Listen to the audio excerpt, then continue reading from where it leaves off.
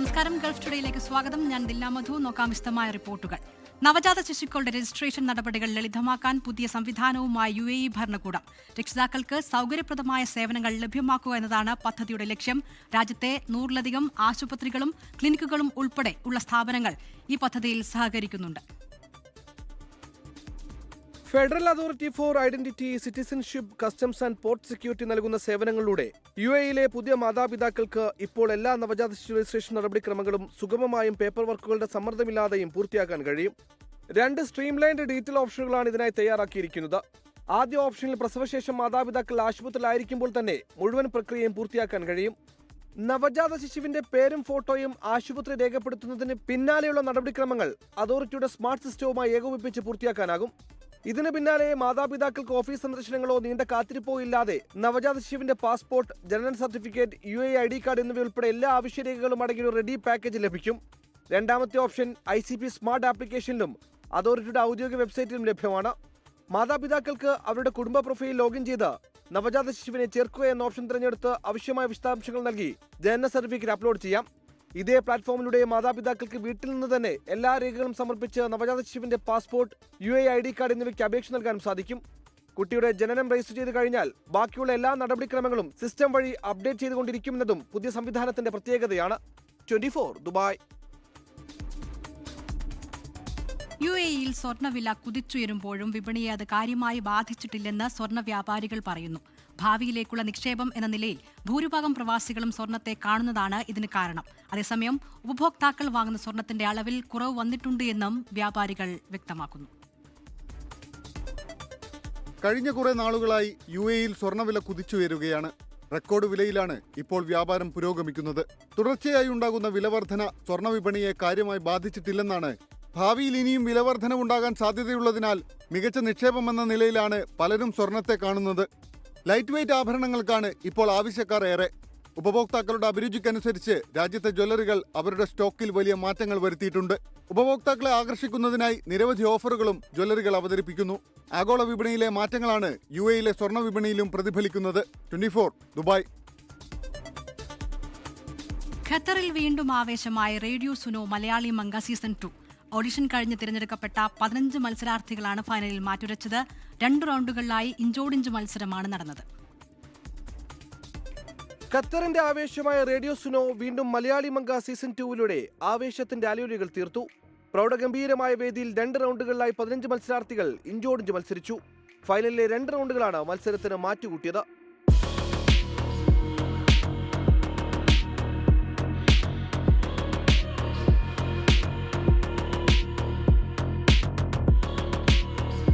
Chief celebrity ജഡ്ജസായി നടനും ആദ്യ മിസ്കേല ഡയറക്ടറുമായ സിജോയ് വർഗീസ്, നടൻ ഹരി പ്രശാന്ത് വർമ്മ, നടിയും Asia Pacific Inter continental 2018, best talent Asia Pacific 2018 എന്നിവയിൽ വിജയിയായ ഉറൂജ് ഖാനും അടങ്ങിയ ജഡ്ജിംഗ് പാനലാണ് മത്സരാർത്ഥികളെ വിലയിരുത്തിയത്. നെഞ്ചിരിപ്പേറ്റിയ അവസാന നിമിഷത്തിൽ ഏറ്റവും മികച്ച പ്രകടനത്തിലൂടെ അംറിഷ് ഫാത്തിമ റേഡിയോ സുനോ മലയാളി മംഗ സീസൺ 2 കിരീടം ചൂടി. ഫസ്റ്റ് റണ്ണറപ്പായി നീതു പോളും സെക്കൻഡ് റണ്ണറപ്പായി കൃഷ്ണേന്ദുവും തെരഞ്ഞെടുക്കപ്പെട്ടു.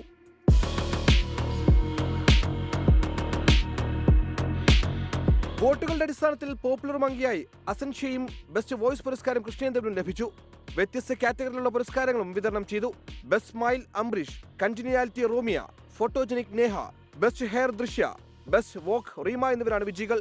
24 ദോഹ. സിനിമയുടെ ലാഭനഷ്ട കണക്കുകൾ പുറത്തുവിടുന്ന പ്രൊഡ്യൂസേഴ്സ് അസോസിയേഷൻ നടപടിക്കെതിരെ നടൻ നിവിൻ പോളി രംഗത്ത് വന്നു. കണക്ക് പുറത്തുവിടുന്നത് ശരിയല്ല. സിനിമയിലേക്ക് കൂടുതൽ ഇൻവെസ്റ്റേഴ്സ് വരാൻ തടസ്സമാകും. ലാഭനഷ്ടങ്ങൾ എല്ലാ മേഖലകളിലും ഉണ്ടാകാറുണ്ടെന്നും നിവിൻ പോളി പറഞ്ഞു. ബിസിനസ്സിലും കയറ്റങ്ങൾ, ഇറക്കങ്ങൾ, പ്രോഫിറ്റ്, ലോസ് ഉണ്ട്. ഇത് അങ്ങനെ ഭയങ്കര വലിയ പബ്ലിഷ് ചെയ്യേണ്ട ആവശ്യമൊന്നുമില്ല. അത് നമ്മൾ സിനിമേനെയും ഇൻഡസ്ട്രീനെയും മലയാള സിനിമ ഇൻഡസ്ട്രി എങ്ങനെ മുമ്പോട്ട് കൊണ്ടുപോകാൻ ഒരുമിച്ച് നിന്ന് ഒരു അസോസിയേഷനും അല്ലെങ്കിൽ എല്ലാവരുടെയും ഒരുമിച്ച് നോക്കിയിട്ട് ഒരു ഏരിയ ആണെന്നാണ് ഞാൻ മനസ്സിലാക്കുന്നത്. ചിറകുള്ള ചിന്തകൾ തളിർക്കുന്ന നാമ്പുകൾ എന്ന പ്രമേയത്തിൽ നടന്ന 15ാമത് ദുബായ് സിറ്റി സാഹിത്യോത്സവ് സമാപിച്ചു. ബർദുബായ് സെക്ടർ 1ാം സ്ഥാനത്തും അവീർ, റഷീദിയ എന്നീ സെക്ടറുകൾ യഥാക്രമം 2ഉം 3ഉം സ്ഥാനങ്ങളും കരസ്ഥമാക്കി. അഭിനവ് കൃഷ്ണ പ്രകാശൻ പുരുഷ വിഭാഗത്തിലെ സർഗപ്രതിഭയായും ഹവ മുസമ്മിൽ വനിതാ വിഭാഗത്തിലെ സർഗപ്രതിഭയായും തിരഞ്ഞെടുക്കപ്പെട്ടു. ഷിബിലി ബർദുബയാണ് കലാപ്രതിഭ. 34 യൂണിറ്റുകളിലെ 200-ൽ പരം പ്രതിഭകൾ സാഹിത്യോത്സവിൽ മാറ്റുരച്ചു. ICF UAE national secretary Abdul Salam master Kanhirode ഉദ്ഘാടനം ചെയ്തു. ഫസൽ മട്ടന്നൂരിന്റെ അധ്യക്ഷതയിൽ നടന്ന സാംസ്കാരിക സംഗമത്തിൽ അനൂപ് കേച്ചേരി മുഖ്യാതിഥിയായി.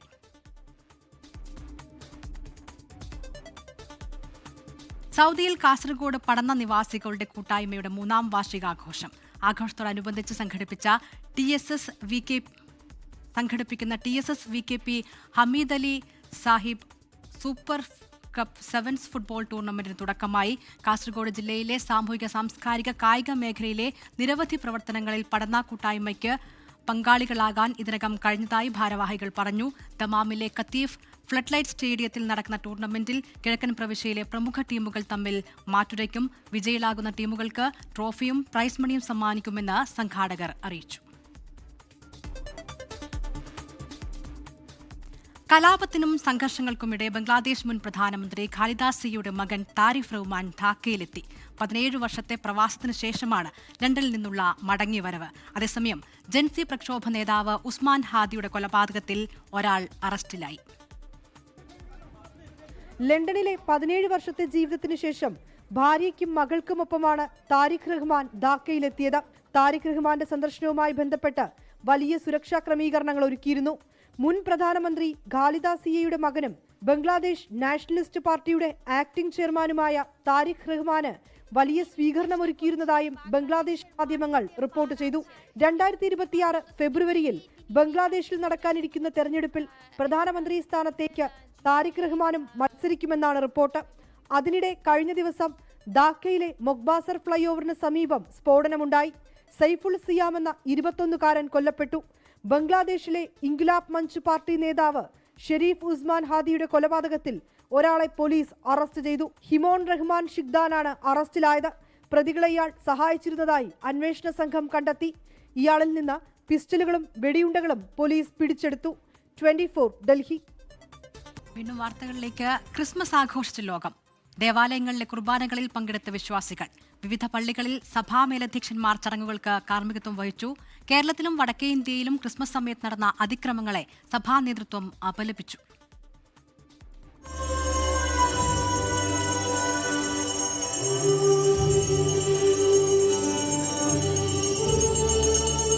ദേവാലയങ്ങളിൽ പാതിരാ കുർബാനയും പ്രത്യേക ശുശ്രൂഷകളും നടന്നു. വിവിധ ദേവാലയങ്ങളിൽ തിരുപ്പിറവി സന്ദേശങ്ങൾ വായിച്ചു. തിരുവനന്തപുരം പട്ടം സെയിന്റ് മേരീസ് കത്തീഡ്രലിൽ ബസലിയോസ് മാർ ക്ലിമ്മിസ് കാതോലിക്ക ബാവ നേതൃത്വം നൽകി.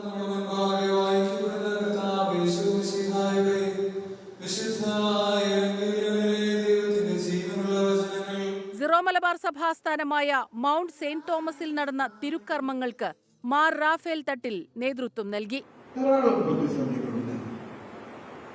ഈ പ്രതിസന്ധികളുടെ നടുവിൽ നമ്മൾ നിരാശപ്പെടാതെ പ്രത്യാശയോടുകൂടെ തീർത്ഥാടനം ചെയ്യണമെന്നാണ് പരിശുദ്ധ പിതാവ് നമ്മെ ബോധ്യപ്പെടുത്തിയതും നമ്മെ ആഹ്വാനം ചെയ്തതും.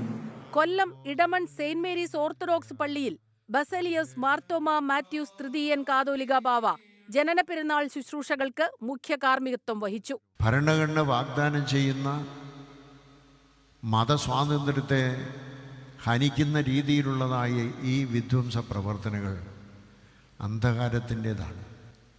ആ അന്ധകാര ശക്തികളെ നിയന്ത്രിക്കാൻ ഭാരതത്തിലെ ഭരണകൂടത്തിന് സാധിക്കണം. സംസ്ഥാനത്ത് വിവിധ പള്ളികളിൽ നടന്ന തിരുപ്പിറവി ശുശ്രൂഷകളിൽ ആയിരക്കണക്കിന് വിശ്വാസികൾ പങ്കെടുത്തു. News desk 24. ന്യൂസിലൻഡിലെ Auckland saint Peter's Yakobaya Suriyani പള്ളിയിൽ ക്രിസ്മസ് തിരുപ്പിറവി ശുശ്രൂഷകൾ നടന്നു. മലയാളികൾ ഉൾപ്പെടെ നിരവധി വിശ്വാസികളാണ് പാതിരാ കുർബാനയിൽ പങ്കെടുത്തത്.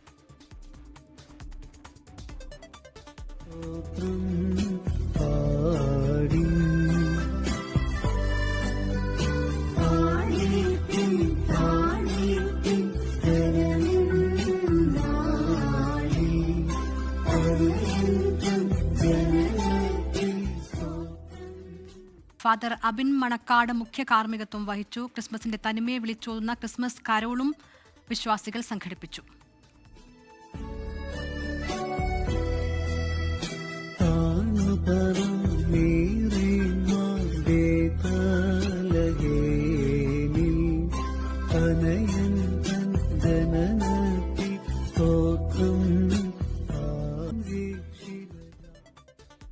ക്രിസ്മസ് ആഘോഷങ്ങളിൽ ആരോരുമില്ലാത്തവരെ ചേർത്തുപിടിച്ച് 24. അഗതി മന്ദിരങ്ങളിലും വൃദ്ധസദനങ്ങളിലുമായി കേക്കുകൾ വിതരണം ചെയ്തായിരുന്നു ഇത്തവണത്തെ 24ന്റെ ക്രിസ്മസ് ആഘോഷം. വ്യത്യസ്ത ബ്യൂറോകളുടെ നേതൃത്വത്തിൽ സംഘടിപ്പിച്ച കേക്ക് വിതരണത്തിന്റെയും ക്രിസ്മസ് ആഘോഷങ്ങളുടെയും വിശേഷങ്ങൾ കാണാം.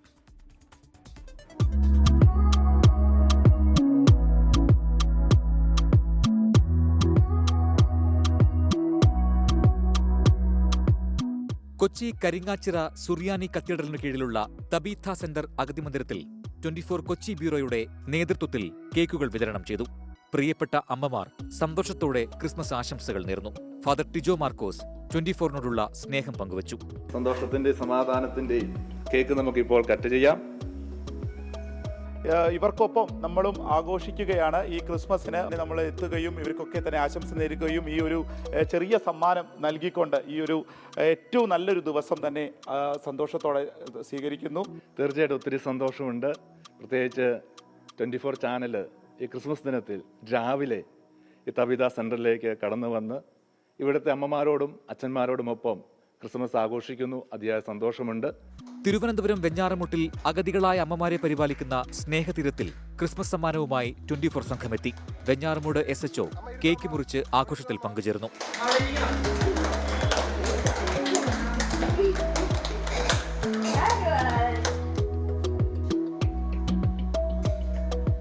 നെടുമങ്ങാട് സ്നേഹതീരത്തിലും അഗതികളായ അമ്മമാർക്ക് സമ്മാനവുമായി 24 സംഘമെത്തി. 24 തൃശൂർ ബ്യൂറോയിലും വിപുലമായ ക്രിസ്മസ് ആഘോഷമാണ് സംഘടിപ്പിച്ചത്. മണലൂർ കാരമുക്ക് കൃപാസദനിലെ താമസക്കാർക്കൊപ്പം 24 സംഘം കേക്ക് മുറിച്ച് ക്രിസ്മസ് ആഘോഷിച്ചു. 24ന്റെ ക്രിസ്മസ് സമ്മാനമായ കേക്കുകൾ അന്തേവാസികൾക്ക് കൈമാറി.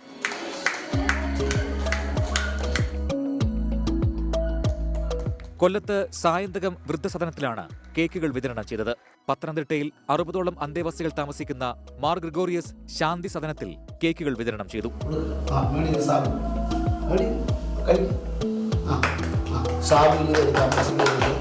കോഴിക്കോട് ബ്യൂറോയുടെ നേതൃത്വത്തിൽ കോട്ടൂളി ഹോം ഓഫ് ലവ് വൃദ്ധസദനത്തിലും ശാരീരിക പരിമിതിയുള്ള കുട്ടികളെ പരിചരിക്കുന്ന എരഞ്ഞിപ്പാലം കരുണാ സ്കൂളിലും അനാഥ ബാല്യങ്ങളെ സംരക്ഷിക്കുന്ന ഫ്രീ ബേർഡ്സിലും കുണ്ടുപറമ്പ് പകൽ വീട്ടിലും കേക്കുകൾ വിതരണം ചെയ്ത് ക്രിസ്മസ് ആഘോഷിച്ചു. 24 associate executive editor Deepak Dharmadam നേതൃത്വം നൽകി.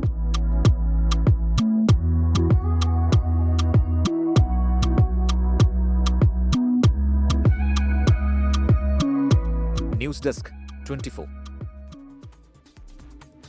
ഓസ്ട്രേലിയയിൽ വള്ളംകളി മത്സരങ്ങളുടെ ശ്രദ്ധേയമായ മലയാളികളുടെ boating club Minnal racing team Sydney കുടുംബാംഗങ്ങൾക്കായി ജിംഗിൾ വേവ്സ് 2025 എന്ന പേരിൽ ക്രിസ്മസ് ആഘോഷം സംഘടിപ്പിച്ചു. ക്രിസ്മസ് കേക്ക് മുറിച്ച ആഘോഷങ്ങൾക്ക് തുടക്കം കുറിച്ചു. കുട്ടികൾ അവതരിപ്പിച്ച ക്രിസ്മസ് ഡ്രാമ പാഡിൽ ടു ബെത്ലഹേം പരിപാടിയുടെ മുഖ്യ ആകർഷണമായിരുന്നു. ക്രിസ്മസ് ഗാനങ്ങൾ, നൃത്തനിത്യങ്ങൾ, കുടുംബാംഗങ്ങളുടെ നേതൃത്വത്തിൽ പരസ്പരം ക്രിസ്മസ് സമ്മാനങ്ങൾ കൈമാറൽ എന്നിവ പരിപാടിയുടെ ഭാഗമായി നടന്നു. കുട്ടികളും മുതിർന്നവരും സാന്റായോടൊപ്പം ചേർന്ന് ചുവടുവച്ചു.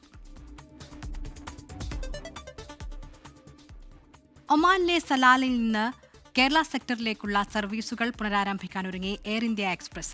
മാർച്ച് മുതൽ സലാല, കോഴിക്കോട്, കൊച്ചി റൂട്ടുകളിലും മംഗളൂരിലേക്കും ആഴ്ചയിൽ 2 വീതം സർവീസുകൾ നടത്തുമെന്ന് വിമാനക്കമ്പനി അറിയിച്ചു.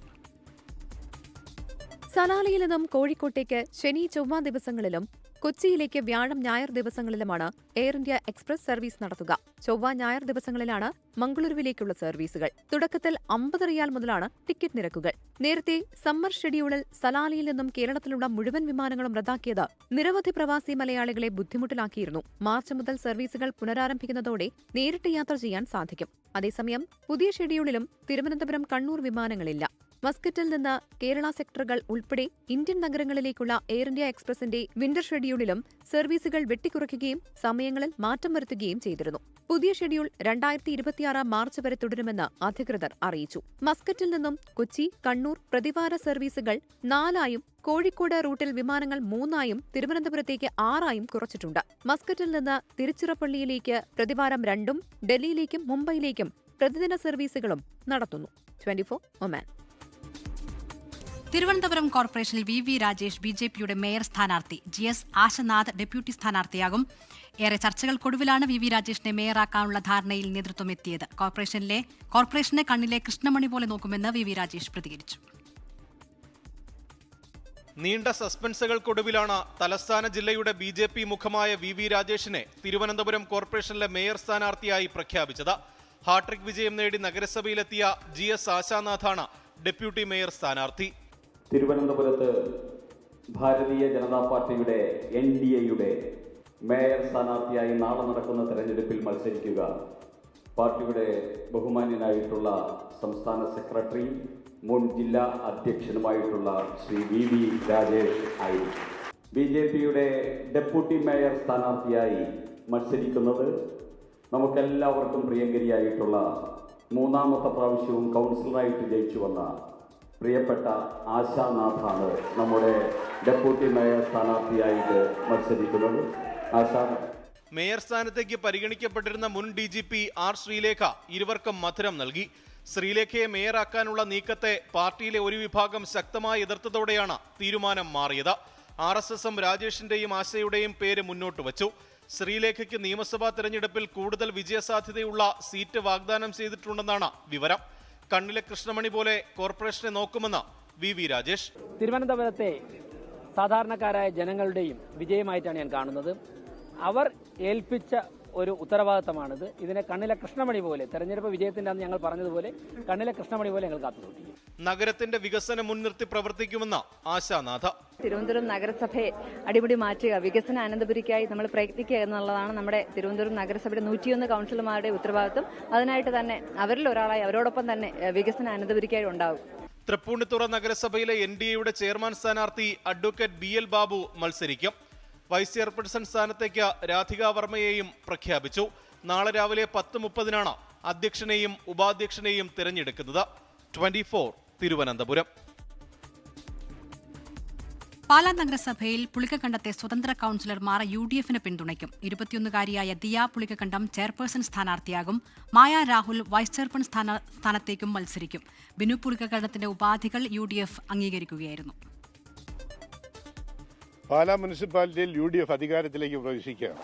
ചെയർപേഴ്സണായി ഇന്ത്യയിലെ തന്നെ ഏറ്റവും പ്രായം കുറഞ്ഞ ദിയ ബിനു പുളിക്കക്കണ്ടത്തിനെ തിരഞ്ഞെടുത്തിരിക്കുകയാണ്. സ്വതന്ത്രരുടെ പിന്തുണയില്ലാതെ ആർക്കും ഭരിക്കാൻ കഴിയില്ല എന്ന പാലാ നഗരസഭയിലെ പ്രതിസന്ധിക്ക് ക്ലൈമാക്സ്. ദിവസങ്ങൾ നീണ്ട അനിശ്ചിതത്വത്തിനൊടുവിൽ പുളിക്കക്കണ്ടം കൌൺസിലർമാർ UDFന് പിന്തുണ പ്രഖ്യാപിച്ചു. ബിനു പുളിക്കക്കണ്ടം മുന്നോട്ട് വെച്ച ഉപാധികൾ അംഗീകരിച്ചതോടുകൂടിയാണ് UDFന് പിന്തുണയും ഭരണവും ഉറപ്പിച്ചത്. 21-കാരി ദിയ പുളിക്കക്കണ്ടം ചെയർപേഴ്സൺ സ്ഥാനാർത്ഥിയാകും. കഴിവിന്റെ പരമാവധി പാലയ്ക്ക് വേണ്ടി വിനിയോഗിക്കുമെന്ന് ദിയ. 21 വയസ്സിൽ ഇന്ത്യയിലെ യങ്ങസ്റ്റ് ആയിട്ടുള്ള ചെയർമാനായിട്ട് എനിക്ക് അവസരം ഇപ്പോൾ കിട്ടിയിരിക്കുകയാണ്. അതെൻ്റെ പരമാവധി കഴിവിന് ഞാനത് പ്രയോഗിക്കപ്പെടുത്തി അത് നാടിൻ്റെ നന്മയ്ക്ക്, പാലായുടെ വികസനത്തിനും പാലായിലെ നാട്ടുകാർക്കും വേണ്ടി അത് വിനിയോഗിക്കുമെന്ന് ഞാനിവിടെ ഉറപ്പായിരുന്നു. പുളിക്കക്കണ്ടം വിഭാഗത്തെ ഒപ്പം നിർത്തി ഭരണം പിടിക്കാൻ LDF നീക്കം നടത്തിയെങ്കിലും സർവ്വ ഉപാധികളും അംഗീകരിച്ച് വിട്ടുവീഴ്ച ചെയ്യേണ്ടതില്ല എന്ന് കേരള കോൺഗ്രസ് M തീരുമാനമെടുക്കുകയായിരുന്നു. തുടർന്ന് UDF വിമതയായ മായ രാഹുലിനെ ഒപ്പം നിർത്തി 14 സീറ്റ് എന്ന മാന്ത്രിക സംഖ്യയിലേക്ക് UDF എത്തി. പാലാ MLA മാണി സി കാപ്പന്റെ നേതൃത്വത്തിൽ നടന്ന ചർച്ചയിലാണ് അന്തിമ ധാരണയായത്. 24 കോട്ടയം. പ്രതിപക്ഷമില്ലാത്ത മലപ്പുറം ജില്ലാ പഞ്ചായത്തിൽ PA ജബ്ബാർ ഹാജി പ്രസിഡന്റാകും. AP സ്മിജി വൈസ് പ്രസിഡന്റാകും. മുസ്ലിം ലീഗ് സംസ്ഥാന അധ്യക്ഷൻ പാണക്കാട് സാദിഖ് അലി ശിഹാബ് തങ്ങളാണ് പ്രഖ്യാപനം നടത്തിയത്. വയനാട് ജില്ലാ പഞ്ചായത്തിൽ കോൺഗ്രസും മുസ്ലിം ലീഗും അധ്യക്ഷസ്ഥാനം പങ്കിടും. മുസ്ലിം ലീഗ് സംസ്ഥാന വർക്കിംഗ് കമ്മിറ്റി മെമ്പറായ PA ജബ്ബാർ ഹാജി അരീക്കോട് ഡിവിഷനിൽ നിന്നാണ് ജയിച്ചത്. PK കുഞ്ഞാലിക്കുട്ടിയുടെ സഹോദരപുത്രൻ PK അസ്ലുവിനെയും പ്രസിഡന്റ് സ്ഥാനത്തേക്ക് പരിഗണിച്ചെങ്കിലും സീനിയോറിറ്റിയും പാണക്കാട് സാദിഖ് അലി തങ്ങളും PK കുഞ്ഞാലിക്കുട്ടിയുമായി ജബ്ബാർ ഹാജിക്കുള്ള ബന്ധവും അനുകൂല ഘടകമായി. മുൻ ജില്ലാ പഞ്ചായത്ത് പ്രസിഡന്റും ദളിത് ലീഗ് സംസ്ഥാന ജനറൽ സെക്രട്ടറിയുമായിരുന്ന AP ഉണ്ണികൃഷ്ണന്റെ മകളാണ് വൈസ് പ്രസിഡന്റാകുന്ന AP സ്മിജി. കന്നിയംഗത്തിൽ താനാളൂർ ഡിവിഷനിൽ നിന്നായിരുന്നു ജയം. ആരോഗ്യ വിദ്യാഭ്യാസ സ്റ്റാൻഡിംഗ് കമ്മിറ്റി ചെയർമാനായി PK അസ്ലു, വികസന സ്റ്റാൻഡിംഗ് കമ്മിറ്റി ചെയർപേഴ്സണായി ഷാഹിന നിയാസി എന്നിവരെയും പ്രഖ്യാപിച്ചു. വെട്ടം ആലിക്കോയാണ് പാർലമെന്ററി പാർട്ടി ലീഡർ. വയനാട്ടിൽ മുൻ കൽപ്പറ്റ ബ്ലോക്ക് പഞ്ചായത്ത് പ്രസിഡന്റ് ചന്ദ്രിക കൃഷ്ണൻ വയനാട് ജില്ലാ പഞ്ചായത്ത് പ്രസിഡന്റാകും. ആദ്യ 2.5 വർഷത്തിനു ശേഷം പ്രസിഡന്റ് സ്ഥാനം മുസ്ലിം ലീഗിന് നൽകും. കൽപ്പറ്റ ബ്ലോക്ക് പഞ്ചായത്ത് അധ്യക്ഷ സ്ഥാനത്തിനൊപ്പം സുൽത്താൻ ബത്തേരി നഗരസഭയിൽ ആദ്യ ടേം നൽകണമെന്നും മുസ്ലിം ലീഗ് UDF യോഗത്തിൽ ആവശ്യപ്പെടും. 24 മലപ്പുറം വയനാട്. ഇപ്പോൾ വരുന്നൊരു വാർത്തയിലേക്കാണ്. കോൺഗ്രസ് നേതാവ് എൻ സുബ്രഹ്മണ്യനെതിരെ കലാപാഹ്വാനത്തിന് കേസെടുത്ത് കോഴിക്കോട് ചേവായൂർ പോലീസ്. മുഖ്യമന്ത്രിയെയും ശബരിമല സ്വർണ്ണക്കൊള്ളക്കേസിലെ പ്രതി ഉണ്ണികൃഷ്ണൻ പോറ്റിയെയും ചേർത്തുള്ള വ്യാജ ഫോട്ടോ പ്രചരിപ്പിച്ചെന്ന പരാതിയിലാണ് കേസെടുത്തിരിക്കുന്നത്. ദീപക് ധർമ്മടം വിവരങ്ങളുമായി ചേരുന്നു. ദീപക്, ഇദ്ദേഹത്തിന്റെ പങ്ക് എന്താണ് ഈ സംഭവത്തിൽ? എന്താണ് വിവരങ്ങൾ? ദിൽന മധു, ഇതിൽ ഭാരതീയ BNS-ലെ ഭാരതീയ ന്യായ സംഹിതയിലെ 192 വകുപ്പും കേരള പോലീസ് ആക്ട് 2011-ലെ 120 വകുപ്പും പ്രകാരമാണ് കേസെടുത്തിരിക്കുന്നത്. കോഴിക്കോട് സിറ്റി പോലീസ് ലിമിറ്റിൽപ്പെട്ട ചേവായൂർ സ്റ്റേഷനിലാണ് പോലീസ് FIR ഇട്ടിരിക്കുന്നത്. അതിൽ FIR-ൽ കൃത്യമായി പറയുന്നത് മതവിദ്വേഷവും കലാപശ്രമവും ഉണ്ടാക്കും വിധത്തിൽ AI ദൃശ്യങ്ങൾ പ്രചരിപ്പിച്ചു എന്നുള്ളതാണ്. അതായത് എൻ സുബ്രഹ്മണ്യന്റെ ഫേസ്ബുക്കിൽ ഈ രീതിയിൽ ഒരു AI ചിത്രം പങ്കുവച്ചു. അതിൽ മുഖ്യമന്ത്രി പിണറായി വിജയന്റെയും അതുപോലെ തന്നെ ഈ ശബരിമല സ്വർണ്ണക്കൊള്ള കേസിലെ പ്രതി ഉണ്ണികൃഷ്ണൻ പോറ്റിയുടെയും പടം ഒരുമിച്ച് ചേർത്തുള്ള AI ചിത്രം ആണ് പോസ്റ്റ് ചെയ്തത്. ആ പോസ്റ്റിൽ ഈ ഇത്തരത്തിലുള്ള മോഷണം നടത്തിയവരുടെ ബന്ധം എന്താണ് എന്ന് മനസ്സിലാകുന്നു എന്നുള്ള നിലയിലുള്ള ഒരു സൂചന നൽകുകയാണ് ചെയ്തിരിക്കുന്നത്. അതായത് ഇങ്ങനെയാണ് പറയുന്നത്: 25/12 1 മണി സമയത്ത് പ്രതി സമൂഹത്തിലെ ഇരു വിഭാഗങ്ങൾ തമ്മിൽ രാഷ്ട്രീയ വിദ്വേഷമുണ്ടാക്കി ലഹളയുണ്ടാക്കുക എന്ന ഉദ്ദേശത്തോടെ പിണറായി വിജയനും ഉണ്ണികൃഷ്ണൻ പോറ്റിയും തമ്മിൽ ഇത്രമേൽ അഗാധ ബന്ധം ഉണ്ടായാൽ എന്തായിരിക്കും കാരണം എന്ന് ചോദിച്ചുള്ള ഒരു പോസ്റ്റാണ് ഇട്ടത്. അതിൽ AI ചിത്രമാണ് ഉപയോഗിച്ചത് എന്നുകൂടി പോലീസിന്റെ FIR-ൽ പറയുന്നുണ്ട്. ദിൽന. ശരി, ദീപക് ധർമ്മടമാണ് വിവരങ്ങൾ നൽകിയത്. മുഖ്യമന്ത്രിയുടെയും ഉണ്ണികൃഷ്ണൻ പോറ്റിയുടെയും AI ചിത്രം പ്രചരിപ്പിച്ചതിനാണ് ഇപ്പോൾ കോൺഗ്രസ് നേതാവ് എൻ സുബ്രഹ്മണ്യത്തിനെതിരെ കലാപാഹ്വാനത്തിന് ഇപ്പോൾ കേസെടുത്തിരിക്കുന്നത് പോലീസ്. റിപ്പോർട്ടോടുകൂടി ഇന്നത്തെ ഗൾഫ് ടുഡേ പൂർണ്ണമാകുന്നു. Good night.